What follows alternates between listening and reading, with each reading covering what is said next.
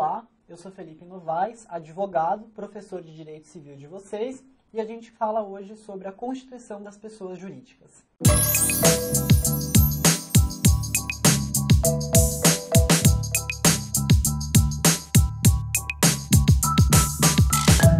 Bom, a constituição das pessoas jurídicas é um assunto de extrema relevância para a gente dar início ao assunto sobre a pessoa jurídica. Por quê? Porque é por meio da Constituição que vai se ter um marco para que seja conferida àquela pessoa a sua personalidade jurídica. Traçando um paralelo, seria a mesma coisa do que no caso das pessoas naturais, o nascer com vida, ou seja, é o marco que o legislador entendeu para que sejam conferidos todos os direitos da personalidade a ela.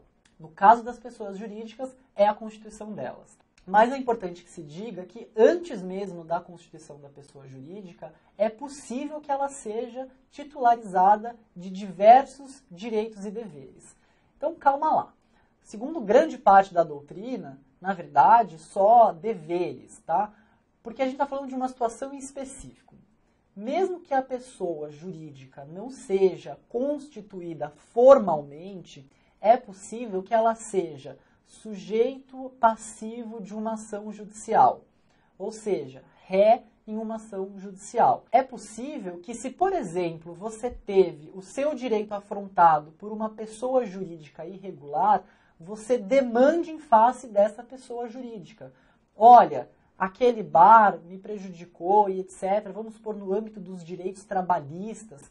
Então você pode colocar essa pessoa no polo passivo e a justiça vai reconhecer, não obstante a gente entenda que a Constituição é o marco que vai conferir a ela personalidade jurídica. Por que eu entendo que não são só deveres? Porque se é possível que a pessoa jurídica seja investida no polo passivo de uma ação, na qualidade de ré, por outro lado, né, ou seja, por conta de seus deveres, então, em face dela ser demandados deveres, por outro lado, você vai ter que, a partir do momento em que isso acontece, surge para ela o direito subjetivo de se defender perante o Estado juiz. E ainda nessa condição irregular, não há subtração do direito, do direito de defesa para a pessoa jurídica irregular. Então, eu entendo que, na verdade, é possível, nessa situação em concreto, que é essa observação que eu estou fazendo agora com vocês, que essa pessoa seja titulares não só dos deveres, né, titularizada de deveres, mas também de direito. De toda forma, é a Constituição o ato por meio do qual haverá um reconhecimento expresso do Estado acerca da existência daquela pessoa e o momento pelo qual se dará o início das suas atribuições de personalidade jurídica. Em última instância, vai ser este ato, né, que constitui, que vai materializar a vontade humana no sentido de criar determinada entidade. Esse ato, ele vai ser formalizado de duas formas e depende da espécie de pessoa jurídica que você quer criar, tanto por meio de estatuto quanto por meio de contrato social. Por ora, é só importante entender que existem esses conceitos. Mais para frente, quando a gente estiver falando de cada espécie, a gente adentra sobre expressamente o que significa cada uma dessas coisas, ok? Mas o que é importante é a gente entender que existem 3 requisitos que devem ser obedecidos para a constituição da pessoa jurídica. Para que ela seja possível, o Estado requisita que você, primeiro, tenha vontade humana. A gente já disse que a necessidade de criação de uma pessoa jurídica é justamente essa, a união de determinadas pessoas jurídicas para a consecução de um fim. Antes do advento da empresa individual, você podia dizer que era necessário que houvesse mais do que uma pessoa para constituir a pessoa, para que houvesse a constituição de uma pessoa jurídica, ou seja, mais do que um ser humano tinha que se unir, formar aí uma sociedade, etc. Mas houve uma reforma na legislação e atualmente existe essa figura do empresário individual. Então, não é mais possível se dizer, e se isso for objeto de questão, essa tem que ser a resposta, que para que haja Constituição precisa ter mais de uma pessoa, justamente por conta do advento dessa modificação. Ademais, é necessário, é um requisito formal da lei que haja este ato constitutivo em si. Então, veja, tem que estar ali um documento contendo todos os requisitos formais e que haja um ato que invista essa pessoa jurídica de sua constituição. Isso, em geral, via de regra, vai se dar por meio de um registro. Esse registro, também via de regra, vai ser na junta comercial do estado em que aquela pessoa jurídica for se inscrever. Então, a inscrição na junta comercial, né, o seu registro devido, é o que vai ser considerado como o marco inicial para a constituição dessa empresa. É importante a gente ver que nem sempre vai ser assim, e eu vou destacar um caso em especial que pode ser de interesse do exame de ordem. Os escritórios de advocacia, para que tenham a sua personalidade jurídica considerada, precisam se registrar não diante de uma junta comercial, mas perante a Ordem dos Advogados do Brasil, de acordo com as suas respectivas seccionais.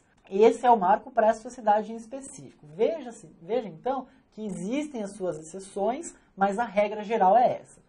Basicamente, tem que ter um ato constitutivo na pessoa competente, que pode ser a junta comercial ou pode ser algum outro órgão que pressuponha isso. Ademais, o objetivo dessa pessoa jurídica, ele precisa ser lícito. Quando você constitui uma pessoa jurídica, você pode ter determinados objetivos. Via de regra, sociedades civis, por ações, né, antiga sociedade anônima, etc., etc., o objetivo é o lucro. Então, veja, é um objetivo lícito que o nosso sistema permite. Mas existem outros. Por exemplo, fundações não têm tais objetivos. E a legislação vai dizer exatamente qual é a espécie, ou quais são as espécies de objetivos que você pode escolher no momento de tentar registrar, ou seja, de constituir a sua pessoa jurídica. E esses requisitos, né, quanto ao objetivo daquela pessoa jurídica, tem que ser observado sob pena de não aceitação na hora do registro, e sem esse registro você não formaliza a sua existência perante o mundo jurídico e você vai ter uma série de óbices.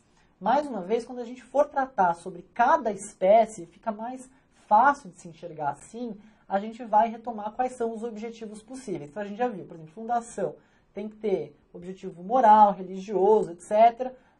No caso das sociedades, de uma forma geral, das empresas, por exemplo, é o lucro. Então, quando a gente estiver tratando no detalhe, a gente vai saber disso melhor.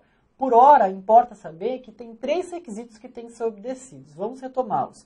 Vontade humana, tem que ter um ato constitutivo e o objetivo dessa pessoa jurídica tem que ser lícito e abarcado no sistema. Uma última observação é sobre as pessoas jurídicas de direito público. Para elas, o regime é diferente e vai pressupor a existência de diversos elementos a mais que a gente não vai tratar na regra geral. Então, por exemplo, um ato administrativo ou uma lei específica que a crie, isso tudo é tratado lá no direito administrativo e, eventualmente, a gente vai fazer uma remissão. Mas é importante que se entenda que isso não se aplica aqui à nossa regra geral, ok? Na próxima aula, a gente continua os nossos estudos sobre a pessoa jurídica.